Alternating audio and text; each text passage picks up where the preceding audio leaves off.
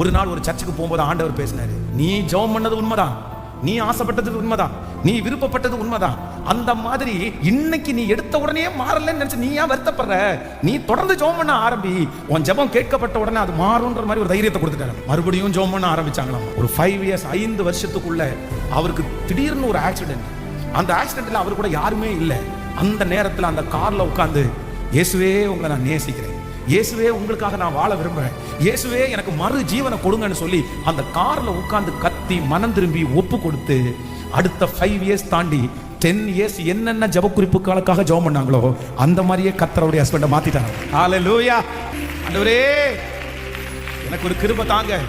நான் நினைச்சது, நான் ஆசைப்பட்டது, நான் விரும்பினது, நான் ஓடுனது என் கையில எனக்கு வாய்க்கலைன்னா கூட எனக்கு ஒரு இருதயத்தை தாங்க. நான் ஏற்றுக்கொண்டு